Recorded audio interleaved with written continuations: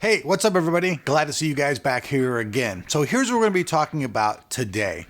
Intel at one point was the biggest and most baddest CPU company in the entire world. Nobody could touch them no matter how hard they try. And believe me, there have been a few different companies other than AMD. There's been Cyrix and a few others in the past that have tried to keep up with Intel and compete, but they've always failed. But here's the thing. Intel for a long time was absolutely the company that everybody went to, where they were building servers, where they were building their top-end gaming machines. Everybody turned to Intel, and Intel had lots and lots and lots of glory days. Obviously, they've had a few hiccups, few lawsuits and stuff like that, because that's just how corporate companies go, and with all these different kinds of trade agreements and contracts and all the technology, that they own, it just gets really confusing with a lot of that stuff. And obviously, Intel's done a few shady things in the past as well. But now, my thought is this.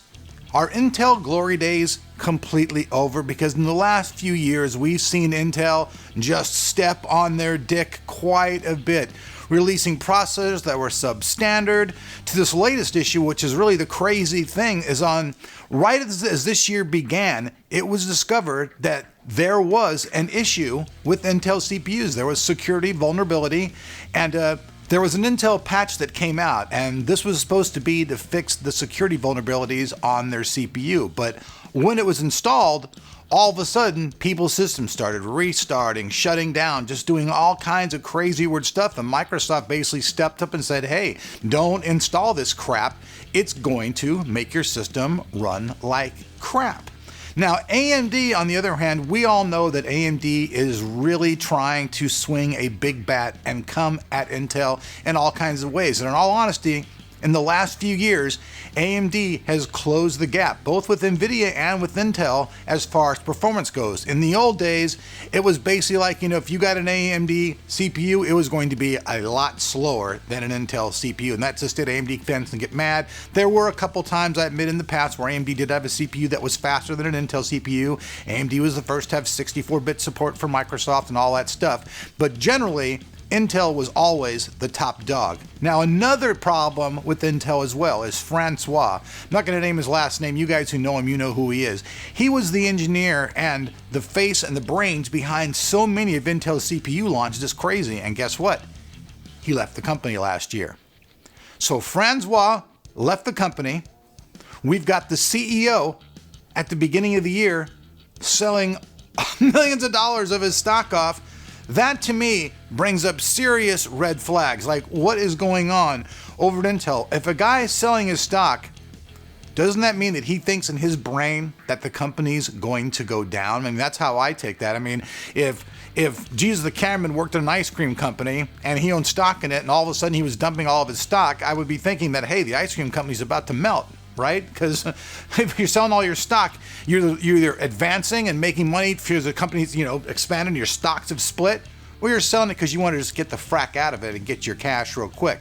And that's what it seems like. Now, AMD, the only thing about AMD that kind of, in my opinion, kind of kills them, they hype everything up just so much. And then a lot of times they don't deliver on that hype. But to me, Intel's glory days are most likely over. Like I said, AMD has almost closed the gap performance-wise and a lot of different things with their latest CPUs. I'm sure they're going to have newer CPUs coming out here in 2018 that are going to close the gap even further. So when that happens, will Intel even really be the best anymore? And if they're not the best anymore, how will they maintain their position as, the king of the hill and get their glory? They just won't be able to anymore at all. And that's just kind of crazy. I admit, most of my systems that I build for people are usually Intel-based systems, just because a lot of my friends are fanatics about PCs. They're PC master race. They don't want anything that they feel has subpar performance whatsoever, so they're going to buy an Intel CPU. And all kinds of people these days are doing delitting and all kinds of crazy CPUs that, believe me, back in the day when I started, delitting a CPU wasn't even really thought of. Like taking the top off a CPU and messing around with that, that's just some crazy stuff. You know, it just is. I personally, I don't know if I'd really do that or not. I mean, I guess for overclocking and stuff, it's kind of cool. Like the pencil trick a long time ago with AMD, I did the pencil trick and was able to overclock a CPU, but that was like a lot simpler stuff. Nowadays, actually cutting off the top of your CPU and changing it around, that's a little crazy. And with all the problems that these Intel CPUs are having lately, it just seems kind of weird because Intel in the past sometimes had little issues with their stuff, but it just seems like more and more as we go down the road, we see Intel making more mistakes.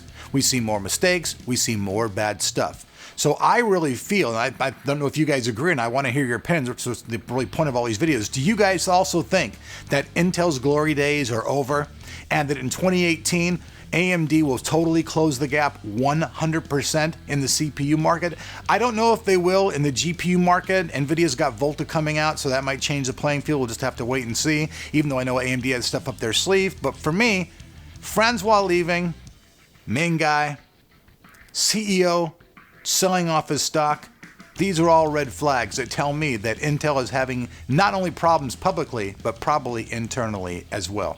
I'm Eric. You guys been watching Tech of Tomorrow. We'll see you guys back in for more tech.